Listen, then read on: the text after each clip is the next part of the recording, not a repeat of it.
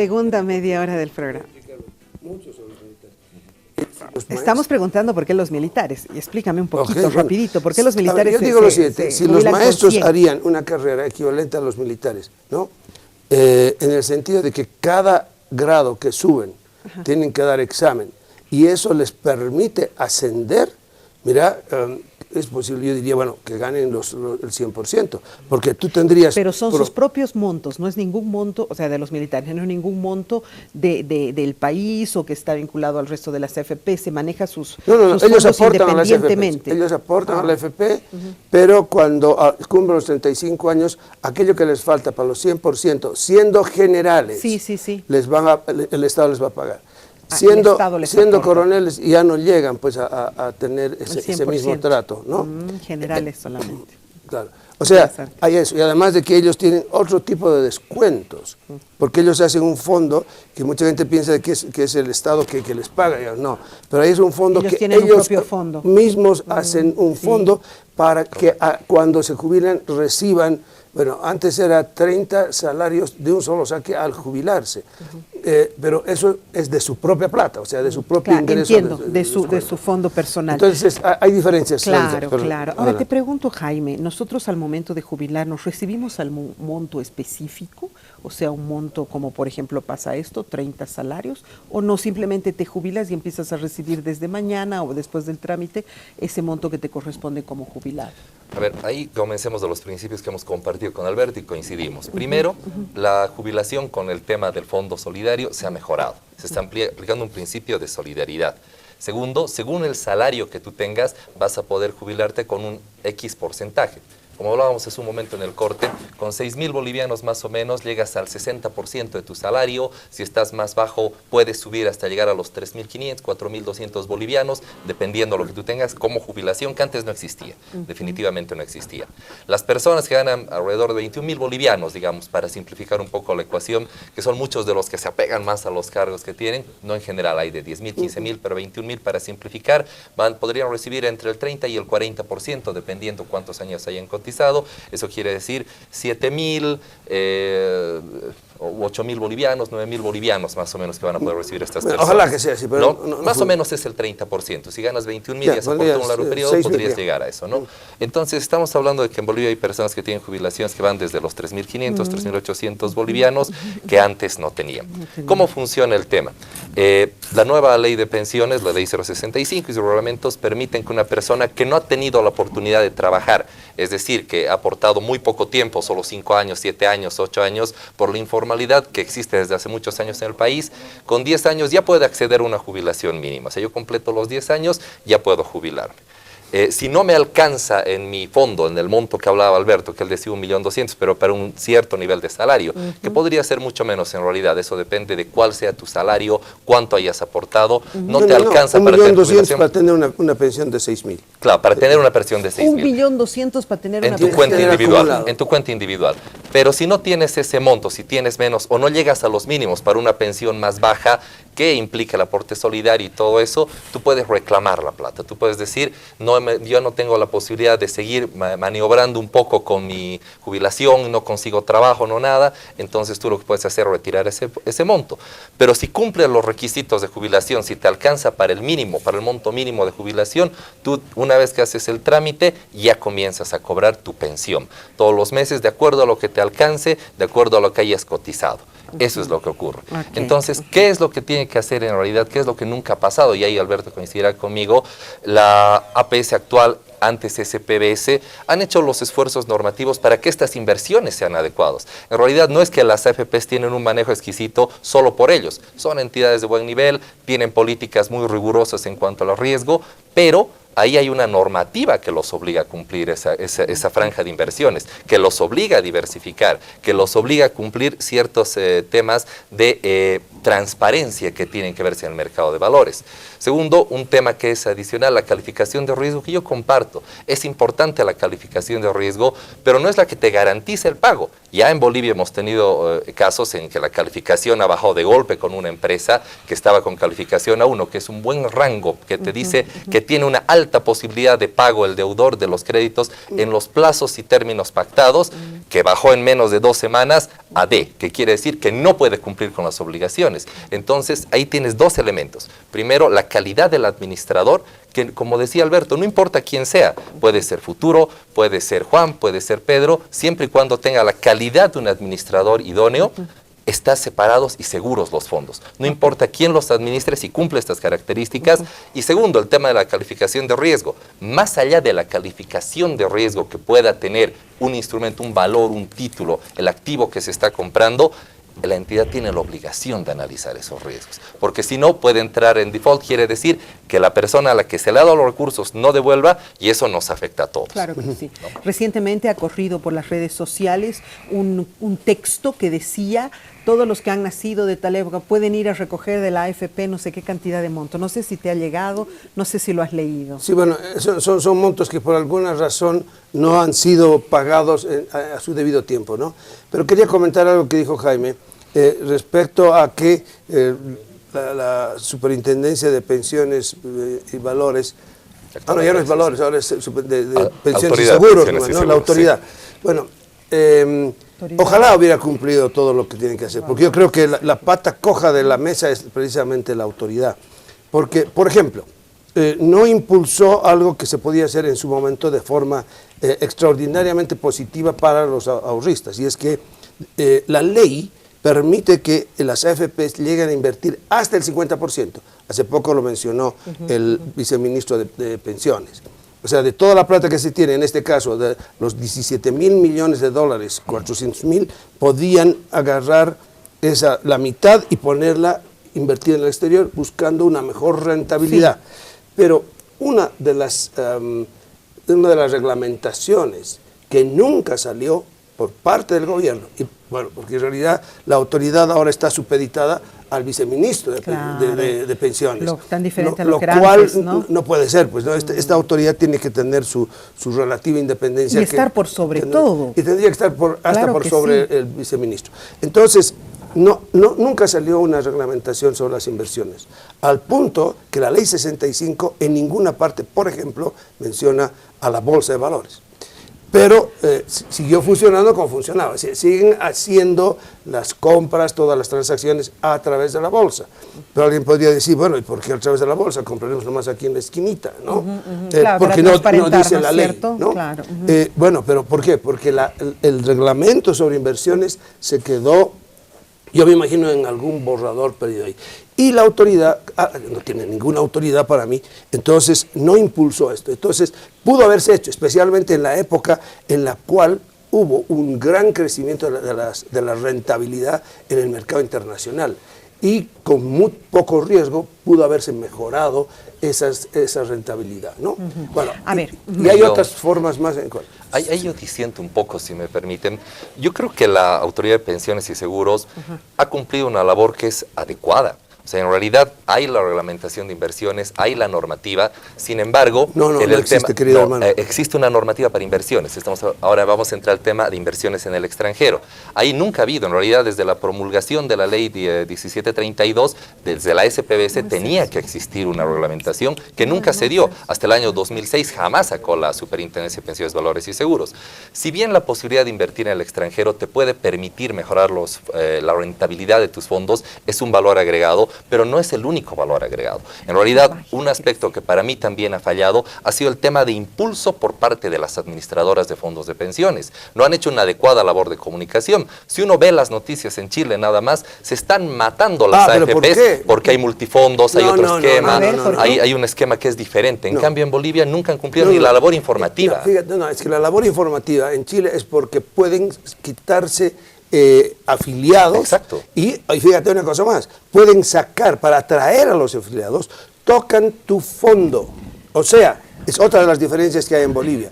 Ellos te dicen, tú tienes, vamos a suponer, 500.000 bolivianos en tu cuenta y te dicen, ¿sabe qué? Le vamos a regalar unas bicicletitas para sus niños y para usted un televisor, listo, pero véngase a nuestra AFP.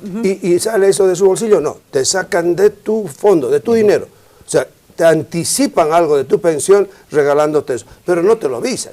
Y esa ha sido una pelea tremenda. Correcto. Y además, fíjate, llega un momento en el cual había más de 20 AFPs en Chile. Y en este momento no hay más de 6. ¿Por qué? Porque en esa pugna los que ganaron fueron los más poderosos. Exactamente. Ahora, y ahí eso no ocurrió en Bolivia. Y eso se trató de evitar en Bolivia con la licitación, ya no en el mercado, sino por el mercado. Una licitación que se dio el año 2006. O sea, algo totalmente distinto, único, en todo el caso de las AFPs en Latinoamérica.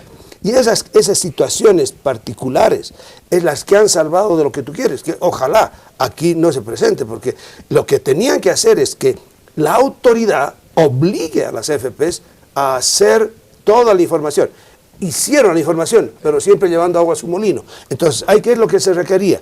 Que hable la autoridad, que hable las pensiones y que hablen personas independientes.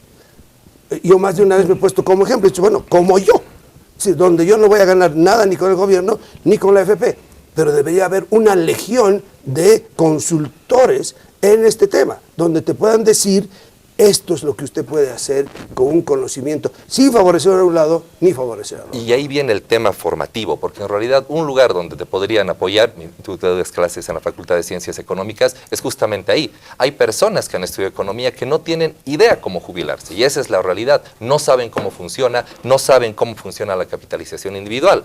La APS ha sacado normativa para obligar a las FPs, pero las FPs ¿en qué no han entrado? Porque ya está abierto. O sea, yo me puedo ir a previsión, sí, yo estoy en previsión, me puedo ir a futuro o puedo volver a previsión. Ahora no se puede hacer, se puede, en realidad. Ahora claro, se puede hacer libremente. Más bien se puede, claro, pero no hay una competencia. Porque antes era no por fecha de nacimiento. Claro, pero ¿qué me ofrece una FP respecto a otra? Sí. En este momento nada. Yo creo que ha sido una falencia de profundización del mercado de capitales, más que un tema de cómo administra la APS, el tema regulatorio y de normativa de opinión. Está bien, porque todos... me encanta que defienda la APS porque no hay nadie que la defienda, pero está bien.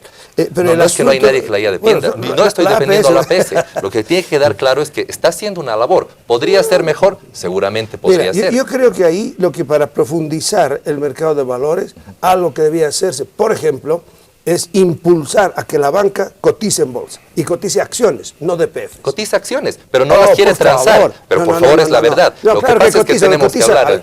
Fíjate, es que tenemos que hablar con propiedad en ese tema. Hablar con propiedad. Porque existe. El Banco Mercantil y el Banco Nacional, que son creo que los únicos dos, o solo el Nacional, que tiene acciones, en un momento emitió las acciones al mercado y nunca más, y te estoy hablando de eso hace como 15 años. Exacto, entonces, y nunca más, no sé de culpa a quién será, yo digo, ahí había que hacer normas que puedan obligar a la banca a profundizar, a democratizar la banca, cosa que nunca se ha hecho. Es que sí está, y ahí por eso te decía el tema de propiedad, mil disculpas, no ha sido un tema de afectación, simplemente de hablar cómo está funcionando el mercado de valores. Si uno entra a la página web de la Bolsa Boliviana de Valores, que es la única bolsa autorizada a funcionar, uno va a ver qué empresas cotizan en bolsa y qué empresas cotizan acciones. Por normativa, los bancos inscriben sus acciones. ¿Cuál es el problema ahí? La cultura que tienen nuestros empresarios. En general, ¿qué nos dice el Código de Comercio? Con 50% más uno yo ya tengo el control de la empresa. Pero en general, si uno analiza la composición accionaria de muchas entidades, no solo bancos, de muchas entidades que están cotizando en bolsa, son grupos familiares que tienen todo el control y no los ponen en bolsa. ¿Cómo obligamos a un banco a que venda sus acciones y quede solo con el control? Tal vez lo que está faltando es profundizar la ley de gobiernos corporativos para que así haya mayor participación de los accionistas minoritarios. Yo por casualidades del destino tengo acciones de algunos bancos, pero no me permiten tomar ninguna decisión. ¿Por qué? Porque yo soy minoritario, no hay una norma que me proteja. Entonces, más allá de la APS no puede decirle ni ASFI ni APS, ustedes tienen la obligación de vender sus acciones, ya cotizan en bolsa, pero no tenemos una cultura de mercado de valores. Y ese es un tema de formación que no existe en nuestro país. ¿Por qué no se profundiza el mercado de valores? Yo como analista, asesor financiero, he tenido la oportunidad de visitar a muchas personas a lo largo y ancho del país, empresas de diferente tamaño, y no conocen los mecanismos del mercado de valores.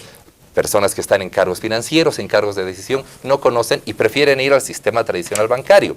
¿Y eso qué hace? Que con el nivel de liquidez actual que tiene nuestra economía, bajen las tasas. Eso es lo que está ocasionando que la rentabilidad de las AFPs sea baja. ¿no? Ahora, obviamente esta rentabilidad no la podemos ver en una fotografía. Siempre se ve, y eso conoces tú como economista, a través del tiempo. Las personas que se están jubilando hoy, lamentablemente, tienen que asumir el costo de las tasas que estamos teniendo hoy en día, pero a través del tiempo son tasas que se van normalizando. Bueno, no sé dónde me he perdido, pero ustedes están charlando solitos y a mí me llama poderosamente la atención cuál es mi misión y mi función en este. Sin embargo, ha sido enriquecedor haberlos escuchado, ¿no es cierto? Sí, no sé, yo creo que si seguimos charlando, nadie nos va a entender. Sí, o sea, sigan haciendo más tecnicismos y ya van a ver que... Bueno, yo acabo de pedir que me traigan mi jubilación, ¿no es cierto? No, tu jubilación, tu hojita. Bueno, mi hojita. Tu cuenta individual. Supuestamente me faltarían 5 años, 6 años para jubilarme, porque tengo una hija, ya voy a cumplir 52.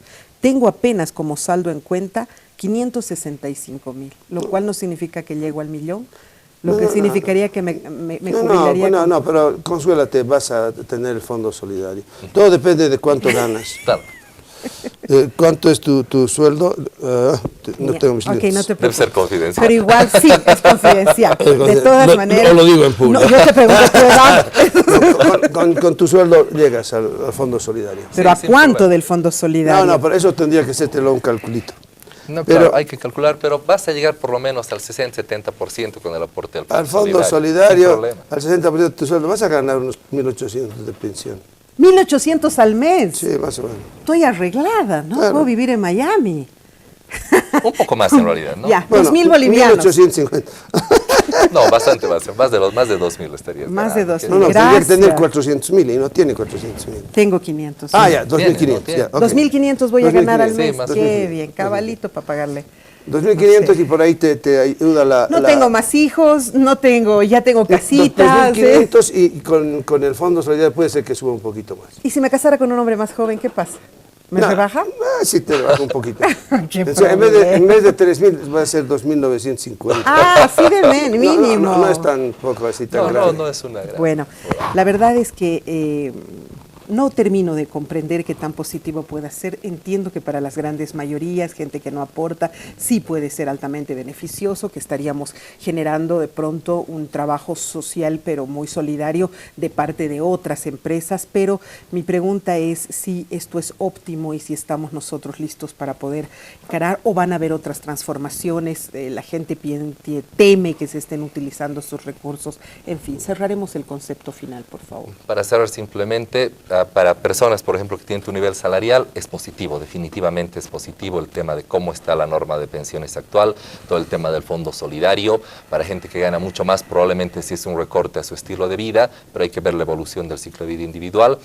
La normativa es muy rígida en realidad. No hay posibilidad de que se pueda invertir en lo que uno quiera. Sí se debería abrir un poco más al tema de la calificación de riesgo, que para mí, nuevamente, es un tema que es importante, pero no trascendente. Entonces, la ley ya prevé que hay un 5% que se puede invertir en fondos o en instrumentos, que no quiere decir que sea cualquier cosa como antes. Eso quiero que quede claro, pero que no tengan calificación de riesgo y mejoren esa rentabilidad. De todo este dinero. Es la peor forma de mejorar la ley.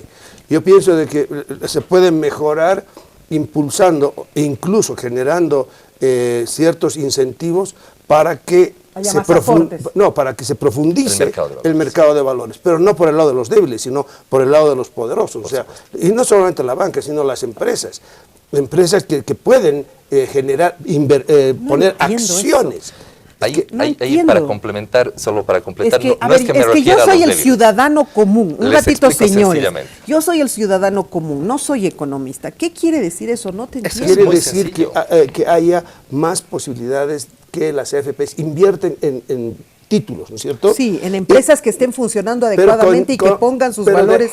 Sí, pero valores en acciones, o sea, sí, que conviertan a la AFP en accionista. Eso supone que van a tener que pagar una rentabilidad mayor, porque ahora solamente lo principal son los DPFs e incluso los bonos soberanos del Estado, o sea, los bonos que nos han dicho que han puesto al exterior, eso. Y la rentabilidad más alta la dan las AFIS con fondos cerrados. Sí. Ahí llega, incluso supera el 6% de rentabilidad. Pero Bueno, pero una situación equivalente podría ser con acciones de las empresas más fuertes de Bolivia. Y eso sí se podría impulsar para mejorar la rentabilidad. Una de las formas. Estamos de acuerdo. Una de las formas es mejorar y profundizar el mercado de capitales. ¿Cómo invierten ahora las CFPs? Claro, invierten en DPFs que me dan una tasa de rentabilidad, un retorno que es fijo. ¿Qué quiere decir esto? El DPF, el Estado, me da una tasa fija a través del tiempo. Yo pongo mi plata en un banco, en un depósito a plazo fijo, por 1 año, 2 años, 10 años, y al cabo de los 10 años, por año me va a pagar 2%, 5%, 3%, la tasa a la que yo negocie. ¿A qué se refiere, Alberto? A un tema de tasa variable, que es lo ¿qué quiere decir? Pueden ser fondos cerrados o acciones. Yo cuando compro acciones estoy asumiendo como persona, para simplificar el caso, estoy asumiendo el riesgo de que esta empresa, digamos tu canal, tú decides abrir el canal, acciones, haces una sociedad anónima y decides que participemos Alberto y yo, nosotros analizamos tu canal y vemos si entramos o no, pero es a nuestro riesgo.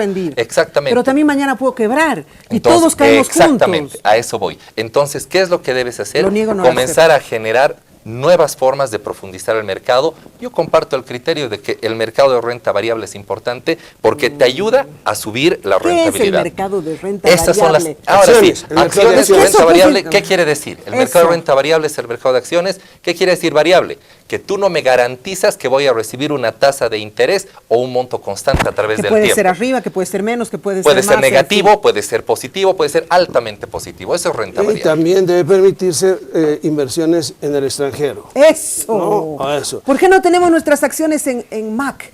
En Apple, por ejemplo, es un que mercado sabemos volátil, que está creciendo. pero es que es un mercado volátil y ahí tienes el tema que hablábamos en el corte con Alberto, es una alternativa, pero ¿cuál es el riesgo que corre? Yo imaginé que eran los más estables, todo aquello que es tecnología. La crisis del 2008 era justamente por procesos de titularización que son, bueno, pues son herramientas, instrumentos financieros que crean para captar recursos que no han podido ser satisfechos adecuadamente. Sí, pero hay fondos que han podido lograr exitosamente eso. O sea, ese es el tema, pero es cuestión de que saber dónde vas a meter dónde vas a meter y además a quién copiarle más o menos lo que están haciendo. Correcto. Y hay países que han desarrollado esto. Por ejemplo, Noruega ha hecho maravillas en sus fondos, con caídas también, claro, pero que al final te garantizan al menos un 5% de rentabilidad. Pero cuando lo ves en el largo plazo. Pero cuando lo ves en el largo plazo. Serán pues montos millonarios. El sistema de pensiones serán montos millonarios, o lo nuestro también puede ser pero lo nuestro tampoco es moco de pavo, pues. No, son 17.000 millones de dólares. 17.000 millones.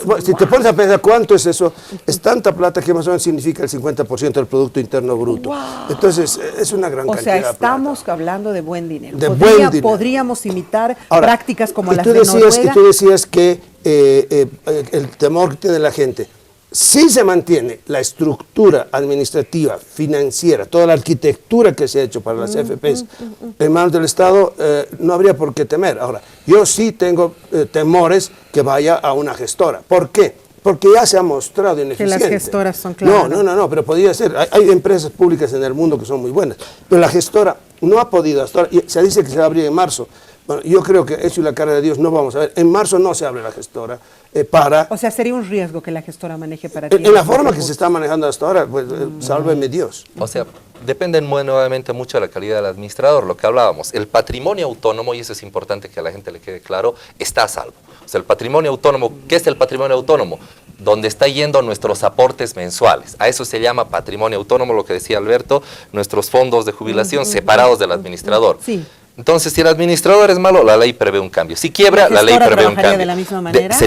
La norma está clara de cómo funciona este patrimonio. Este patrimonio sigue recto. O sea, por ahí la gestora quiebra al igual que Correos, ¿no? O sea, no importa, cambias, pero nuestros fondos están seguros. Bueno, pues te imaginas tú cómo sería. Entonces, ahí es que tiene que quedar claro, ¿no? Que no, más allá de que la cualidad del administrador, el fondo está salvo. Dios nos salve que se toque esa plata. Ojalá que no sea así, yo estoy absolutamente y no va a ser así porque la norma lo prevé, la ley 065 es muy estricta en ese sentido. Sí, pero ¿sabes qué? Yo con las normas, especialmente y con el Estado y los gobiernos, tengo un pánico terrible. Y el pánico terrible es porque nosotros pasamos por encima o por las narices, nos pasamos la Constitución, las leyes, y cuando se quiere se la Otro tema, señores, será otro día que hablemos de todo eso, porque ya me están entrando otros temas que la verdad es que los invitaré en otra ocasión. ¿Tú aportas? Sí, claro. Tú aportas. Y ahorita estás cesante, pero tú aportas voluntariamente. Sí, es bueno y esa es una buena recomendación que se puede hacer para participar. Cuando una persona queda sin trabajo, debería aportar aunque sea el mínimo, por dos motivos. Primero, vas a tener la cobertura del riesgo común, riesgo profesional. Tienes que tener por lo menos son seguros que te brindan. Como estaba estructurada los aportes que hacemos, 10% va a nuestra jubilación y nosotros también nos descuentan 1,71 que va al riesgo común. ¿Qué es el riesgo común? Si me enfermo, me muero o quedo en invalidez, que me van a seguir pagando una pensión. Mi empleador también paga 1,71, que es el riesgo profesional. En caso de que tenga un accidente laboral, me puede llegar a pagar hasta el 100%, ¿no? Entonces, por tener un aporte por lo menos en los últimos 12 meses. Cada mes. Por lo menos el mínimo. Aporto lo que puedo, pero por lo menos sobre el mínimo uno debería ir generando aportes. Es decir, ese concepto que dice Jaime de al menos el mínimo está bien. Pero igual la verdad, no llegas al monto que la verdad es de que si tú tienes un ingreso un poco más elevado que para pagar el mínimo, paga un poco más. Paga un poco más, sí. Ojalá, por lo menos, tendría que ser más aporte, más posibilidad de que en tu vejez tengas esa opción. Ya lo que es importante ver, y solo para finalizar este tema, el último punto, que antes se jubilaban muy pocas personas, tal vez por el cambio de sistema y todo eso, pero hoy día estamos hablando de que, si no estoy equivocado, hay más de 18,000 jubilados ya por año, ¿no? El promedio estaba en 14,000, ahora ya estamos subiendo el promedio. Ahora, la gente se va haciendo vieja y no puede aguantar sin jubilarse, ¿cierto? Y por eso ahora hay más de 130,000 jubilados en el nuevo sistema. En cambio, en el viejo, es decir, va bajando el número de jubilados y va aumentando su pensión, porque les dan un monto anual de masa salarial que les permite subirse las 90. O sea, han sabido hacer un movimiento muy interesante. Los jubilados de ahora debían hacerle un monumento a Wenceslao Argandoña por haber sabido luchar en favor de ellos. ¿Ah, sí? Sí, en cambio los actuales jubilados están arruinados, están largados de la mano de Dios y que no se pueden realmente generar un movimiento. Señores, gracias por haber estado en el programa, de verdad gracias por habernos acompañado, y a ustedes los televidentes tendrán que aguantarme unos 10 años más, porque tengo que seguir aportando, así que voy a tener que seguir trabajando hasta que sea viejita. Se aguantan. Muchas gracias, hasta la próxima.